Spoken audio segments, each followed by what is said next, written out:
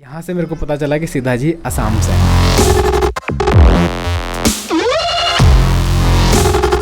असम के बारे में ऐसी चीज़ें मेरे को पता चली जो मुझे आज तक पता ही नहीं थी, जो कि मुझे सिद्धा जी ने बताया। इतना डिफरेंट कल्चर जो हम लोग जानते ही नहीं और हम लोग नेगलेक्ट करके घूम रहे हैं इंडिया के अंदर। बस हमें सिर्फ नॉर्थ इंडिया या कुछ जो पॉपुलर प्लेसेस हैं सिर्फ उनके बारे में पता है। असम के बारे में जान के मुझे बहुत अच्छा लगा। सबसे पहले तो मैं जो आपको बताना चाहूँगा, ये घोस्ट चिल्ली जो असम में होती है, और इसका इंटरनेशनल मार्केट में जो प्राइस है वो 40 to 50,000 रुपीज़ पर केजी है। मुझे ऐसा सिद्धा जी ने बताया, मेरे को ये बात पता ही नहीं थी कि इतना महंगा चिल्ली है जो अपने इंडिया में असम में उगता है और जिसके बारे में हम लोग जानते भी नहीं हैं। और इंडिया में कितना प्राइस है इसका? असम में वैसे 15-20 हज़ार में मिल जाते हैं पर किलो। और दूसरे स्टेट में मुझे नहीं पता कि इतना फेमस है, क्योंकि ये ज़्यादातर एक्सपोर्ट होता है। तो ये एक्सपोर्ट होते हैं यूएस, यूरोप, इटली वगैरह में। तो ये गिनीज वर्ल्ड रिकॉर्ड में आया है ये चिली। तो this is so the chilli has power, like normal हम जो चिली खाते हैं उससे 400 टाइम्स मोर हॉटर होता है, 400 टाइम्स ज़्यादा स्पाइसी होता है। 400 टाइम्स, कैन यू इमेजिन? तो इसका यूसेज बहुत सारे हैं, जैसे कि डिफेंस में यूज़ होते हैं। अच्छा, डिफेंस में बायो वेपन बनाने के लिए यूज़ होते हैं, मेडिसिन कंपनीज में जाते हैं। So this is how the chilli has a lot of benefits. मैंने इस चिली का सिर्फ इतना सा पार्ट अपने राइस में मिलाया और उसके बाद वो इतना स्पाइसी हो गया था। खैर 400 टाइम्स अगर वो बोल रहे हैं तो फिर तो ये इट्स अ बिग थिंग। तो वो राइस इतना ज़्यादा स्पाइसी हो गया था मेरे लिए कि मेरे को बहुत धीरे धीरे खाना पड़ा। इवन मेरे को स्वेटिंग होने लगा खाते हुए और आंखों से पानी चलने लगा। वो भी सिर्फ इतना सा पार्ट मैंने डाला था इस चिली का। तो आप समझ सकते हैं कि घोस्ट चिली की वैल्यू क्या है, और हम लोग इसके बारे में जानते भी नहीं, इतना पता भी नहीं। और ये जो प्राइस है ये तो सुन के मैं दंग रह गया, इतना महंगा मिर्ची। खैर ये अभी रेड हो गया है क्योंकि सिद्धा जी इसको असम से लेकर आए थे और इसको लाए हुए भी अप्रॉक्स 15 to 20 डेज़ हो चुका है। वरना एकदम ग्रीन होता है और बहुत फूला फूला सा होता है, बहुत बड़ा सा होता है ये।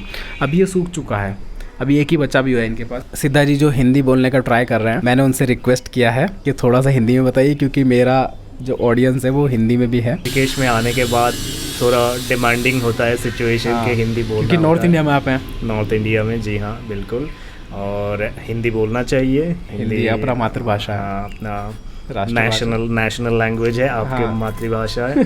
तो हाँ, हिंदी इज़ इम्पॉर्टेंट और कल्चर को हमें हमेशा वैल्यू करना चाहिए। And you have to basically, language is an important part of the culture.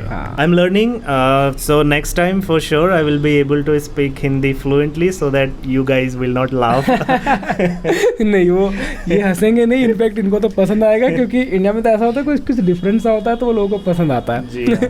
अच्छा, तो हम बात कर रहे थे असम की। ये तो सिर्फ एक चीज़ थी जो चिल्ली के बारे में आप लोग को पता चला। सिद्धा जी ने मुझे बताया कि असम में ऐसी ऐसी चीज़ें हैं जो मैं सुन के परेशान हो गया। मतलब ये हम लोग को क्यों नहीं पता है?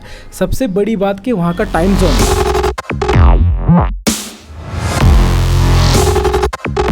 वहाँ का टाइम जोन बहुत डिफरेंट है हम लोग के टाइम जोन से। और सिद्धा जी ने बताया मुझे अर्ली मॉर्निंग कितने बजे सन निकल जाता है। जैसे कि समर के टाइम पे we see the sun around 3:30, तो 4 बजे तक तो हमारे लोग सोते हैं पबजी खेल के। अच्छा। तो जैसे कि 6-7 जब बज जाते हैं ऐसा लगता है कि दोपहर हो गया भाई, हो गया। तो जल्दी से हम सूरज देखते हैं और सूरज डूबते ही भी है। कितने बजे लगभग? बहुत जल्दी 4 बजे 4:30 तक अंधेरा हो जाता है। मतलब समझ रहे हो आप लोग, हम लोग का जो टाइम जोन है उससे इनका टाइम जोन लगभग 2.5 से 3 घंटे का डिफरेंस है। सूरज निकल भी जल्दी रहा, क्या डूबेगा फिर जल्दी, क्योंकि दिन तो उतना ही होना है। और ये हम लोग को पता ही नहीं था कि हमारे इंडिया में भी इतने डिफरेंस। खैर पता है कि थोड़ा थोड़ा दूर जाके डिफरेंसेस हैं, बट इतना नहीं पता था कि सुबह 3:30-4 बजे असम में सूरज निकल जाता है। अच्छा, सिद्धा जी ने मेरे को एक चीज़ और बताया, जैसे कि मैप अगर नॉलेज होना चाहिए। खैर मुझे जितना पता है कि असम जो है वो डिफरेंट कंट्रीज से कनेक्टेड है, बहुत सारे इंटरनेशनल बॉर्डर से कनेक्टेड है असम।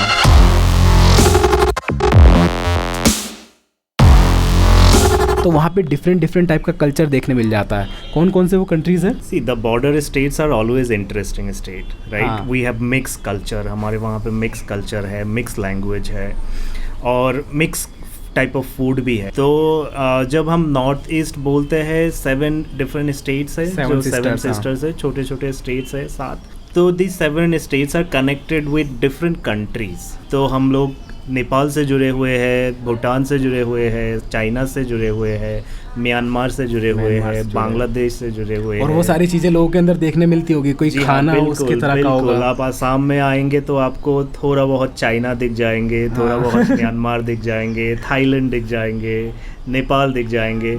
तो इट्स अ मिक्स कल्चर। हमारे फूड भी बहुत मिक्स है। जैसे कि हम नॉर्थ इंडिया में आते हैं तो खाना बहुत इंडियन टाइप का रहता है, लेकिन आप नॉर्थ ईस्ट में जाएंगे तो आपको एशियन टाइप का खाना मिलेगा। एशियन टाइप का मिलेगा, जैसे चाइनीज़ फूड हो गए, थाई फूड हो गए, म्यांमार के जो खाने हैं, सब मिक्स करके, और इंडिया का भी मिक्स हो गया वहाँ पे। So everything is khichdi there. खिचड़ी दे मतलब अगर किसी को बहुत सारे कंट्रीज का एक साथ स्वाद चखना है तो वो आसाम जाए। Yes yes definitely. तो अब देखो, ये चीज़ें तो हमें आसाम के बारे में पता ही नहीं है, कहाँ हम लोग को तो यही नॉर्थ इंडिया का ही नॉलेज है, या जो पॉपुलर प्लेसेस है इंडिया के बस उनका नॉलेज है। और हमेशा मैंने देखा है कि उधर के स्टेट्स को अंडर एस्टिमेट किया जाता है, जबकि वो इतनी सारी डाइवर्सिटी और इतनी सारी पॉपुलर चीज़ें लेके घूम रहे हैं। जैसे असम का T, it's very sad that मैं जब बाहर जाता हूँ, जब मैं असम बोलता हूँ या नॉर्थ ईस्ट बोलता हूँ, तो लोग थोड़ा सा हिचकिचाते हैं कि असम से है। और हमारे जो यंग फ्रेंड्स हैं, उनको बहुत सारे लोगों को पता भी नहीं कि इंडिया के मैप में असम और नॉर्थ ईस्ट कहाँ पे आते हैं। तो इट्स सैड, क्योंकि चाय, अब बताइए, चाय is the best in the world. तो हम इंडिया में भी जो चाय हम पीते हैं 60% असम से आते हैं। असम से आता है। असम में वर्ल्ड 2nd ऑयल रिफाइनरी है।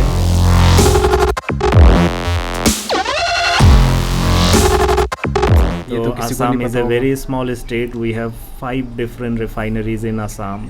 सो बहुत सारे ऑयल आसाम से भी आते हैं इंडिया में, पेट्रोलियम हो गया, डीजल हो गया। Apart from that north east बहुत सारी चीज़ें दे दिया है ना नॉर्थ ईस्ट ने, बहुत सारी, जैसे कि फुटबॉल दिया है, स्पोर्ट्स में दिया है, बॉक्सिंग। तो नॉर्थ ईस्ट नहीं है तो फुटबॉल भी नहीं, नॉर्थ ईस्ट नहीं है तो मैरी कॉम भी नहीं, नॉर्थ ईस्ट नहीं तो चाय भी नहीं, नॉर्थ ईस्ट नहीं तो वो भूत जलोकिया जो गोश्त चिल्ली होता है। भूत जलोकिया कहते हैं इसको। हम भूत जलोकिया बोलते हैं। भूत मतलब घोस्ट और जलोकिया मतलब चिली।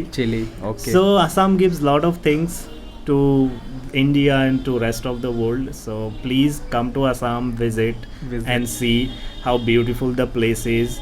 और the best thing about it के अभी तक एक्सप्लोर नहीं हुआ है असम टूरिस्ट के जरिए। हाँ, तभी इतना पॉपुलर नहीं है अभी तक। हाँ। So you go to a place which is very crowded. Now you talk about Manali, Dharamshala. It's too crowded. Assam is also hill station. You go to Assam, everything is very serene, still calm. There is no tourist, so you can easily come and stay in Assam.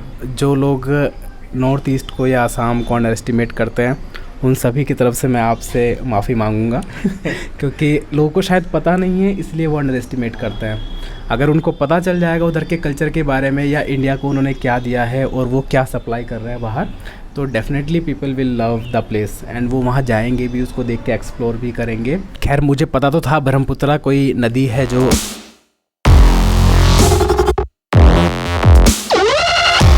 India में है और वो असम में बहती है। सिद्धा जी ने मुझे बताया ब्रह्मपुत्रा और इंडिया का सबसे बड़ा रिवर, वाइडेस्ट रिवर है वर्ल्ड में भी, शायद इसका कोई प्लेस आ। तो ब्रह्मपुत्रा भी असम में है। अब मैं क्या बोलूँ और असम के बारे में, इतनी सारी चीज़ें हैं जो मैंने आप लोग को बता दी, और भी बहुत सारी चीज़ें होंगी जो हमको नहीं पता है अभी। तो खैर, इज्जत तो सब करते ही हैं अपने इंडिया का, और जैसे ट्रैवल बढ़ेगा तो शायद ये असम के बारे में लोग जानना भी शुरू कर देंगे। फिर से मैं कोशिश करूँगा सिद्धा जी से कभी टाइम लेने की, आप लोग के सामने रिप्रेजेंट करने की, और जो भी चीज़ें मेरे पास आएंगी वो मैं आप लोग को बताने की कोशिश करूँगा। बट फिलहाल विदाई का समय है, जल्दी मिलेंगे, तब तक के लिए आप लोगों को भी जय हिंद, जय भारत।